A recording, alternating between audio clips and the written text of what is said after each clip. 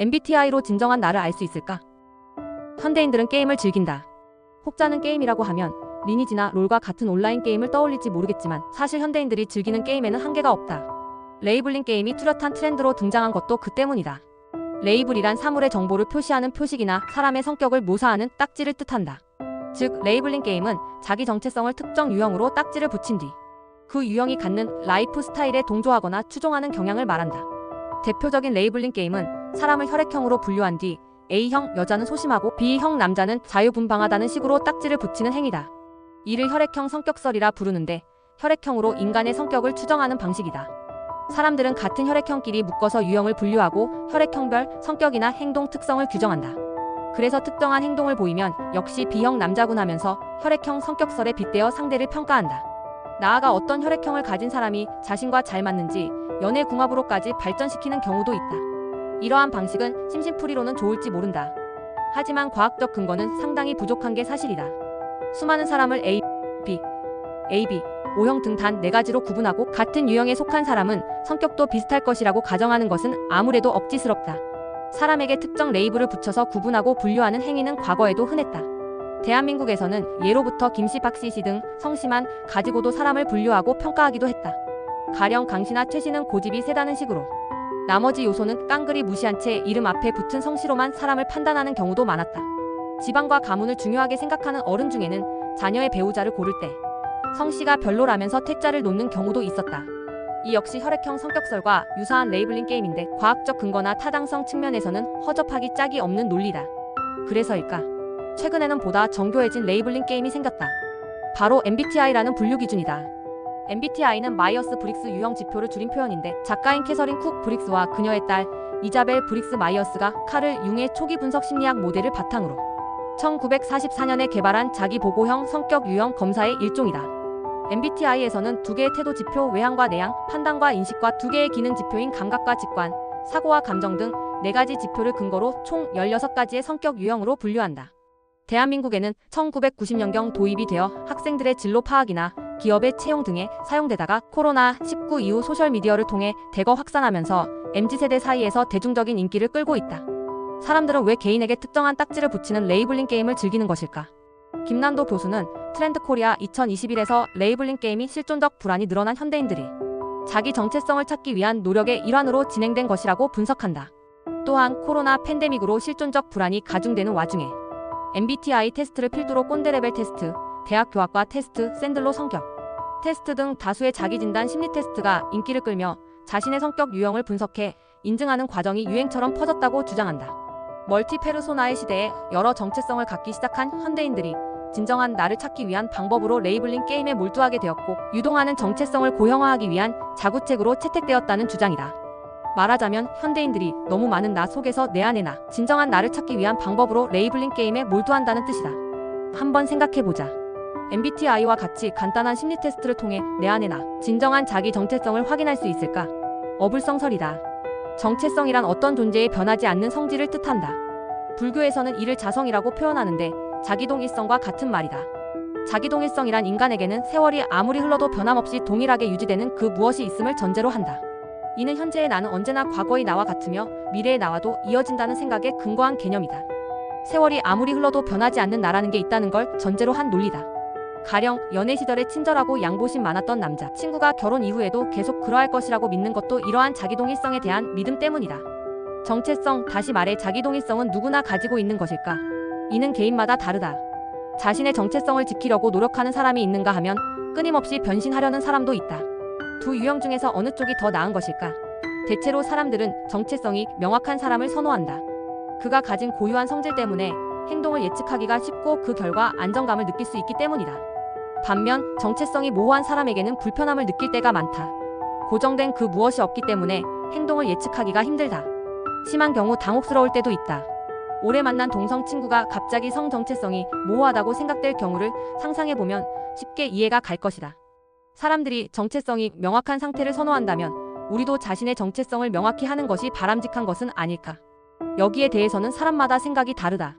소설가 앙드레 지드는 개인이 고유한 정체성을 갖는 것에 대해 부정적인 태도를 보였다. 그는 새로운 양식에서 영원불멸인 것에는 향기가 없는 법이라고 주장하면서 변하지 않고 영원히 지속되는 상태를 단호히 거부하였다. 그 이유는 정체성에 대한 태도가 개인의 성장과 밀접한 관련이 있기 때문인데 그는 이렇게 말한다. 인류는 자기의 벤의 옷을 귀중하게 여긴다. 그러나 인류는 그것을 벗어버리지 않고는 성장하지 못한다. 지드는 우리가 태어나면서 처음으로 가진 벤의 옷조차 던져버려야 한다고 주장했다.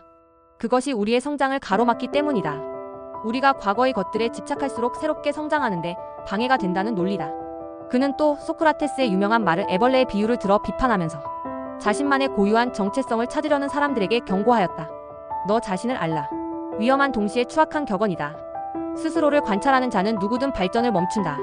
자신을 잘 알려고 애쓰는 애벌레는 절대로 나비가 되지 못할 것이다. 알다시피 소크라테스는 자신을 잘 아는 것이 곧 알미자 지혜로운 것으로 사유하였다. 하지만 앙드레 지드에게 그러한 태도는 자신의 발전을 가로막는 비겁한 짓에 불과하다. 그렇게 해서는 절대로 애벌레에서 나비로 성장할 수 없다고 보았다. 사람들은 흔히 자기 자신에 대해 많이 알고 확고한 정체성을 갖는 것이 좋다고 생각하지만 지드는 오히려 그것이 개인의 발전을 가로막는다고 보았다. 실제로도 주변을 살펴보면 자신의 정체성을 맹신함으로써 새로운 시도를 포기하는 경우를 종종 접하게 된다. 가령 나는 원래 성격이 내성적이어서 많은 사람들 앞에서는 말하는 직업은 어울리지 않는다고 말하거나 나는 원래 성격이 활달해서 책을 보는 것과 같은 정적인 일에는 적성에 맞지 않는다며 미래의 가능성을 스스로 차단해버리는 경우가 여기에 해당한다. 도대체 인간이란 무엇인가? 이 물음은 단순하지만 쉽게 답할 수 없는 질문이다. 인간의 본성 자체가 그러하기 때문이다. 많은 사상가들이 인간은 고정된 존재가 아니라 끊임없이 변화하는 존재라고 증언한다. 경제학자이자 철학자인 존 스튜어트 밀도 자유론에서 인간의 본성을 나무에 비유하면서 이렇게 설명한 바 있다. 인간은 본성상 모형대로 찍어내고 그것이 시키는 대로 따라하는 기계가 아니다. 그보다는 생명을 불어넣어주는 내면의 힘에 따라 온 사방으로 스스로 자라고 발전하려 하는 나무와 같은 존재이다. 밀도 인간의 고유성을 부정했다.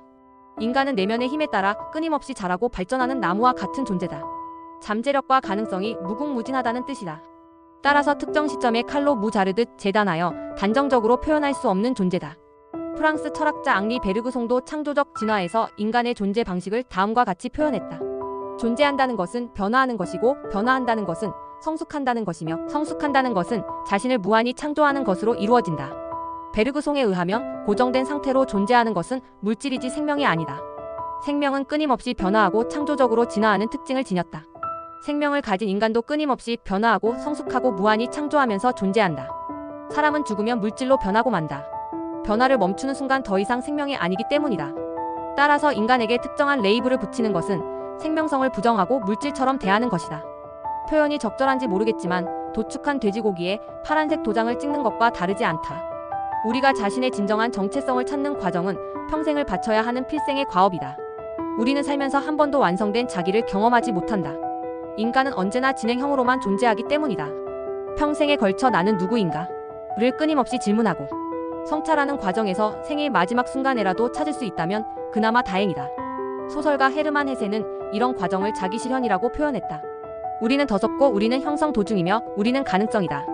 우리는 완벽하거나 완성된 존재가 아니다. 그러나 우리가 잠재 상태에서 행동으로 가능성에서 실현으로 나아갈 때 우리는 참 존재에 속하게 되며 완전한 것, 신적인 것에 조금이나마 담게 되는데 이것을 자기 실현이라고 한다. 헤르만 헤세 신학단상. 독일 철학자 니체도 인간이 끊임없이 변해야 한다면서 이렇게 주장했다. 인간은 극복되어야 할 그 무엇이다. 그대들은 인간을 극복하기 위하여 무엇을 했는가? 니체는 인간을 스스로 극복되어야 할 대상으로 보았다. 니체에 따르면 지금까지 인간은 벌레에서부터 시작하여 인간에 이르기까지 스스로를 극복하면서 새로움을 창조해온 존재다. 이러한 자기 극복의 과정은 언제나 현재 진행형이다. 완성이 없기 때문이다.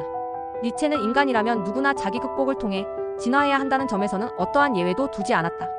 모든 면에서 뛰어난 초인조차도 극복되어야 한다고 주장하였다.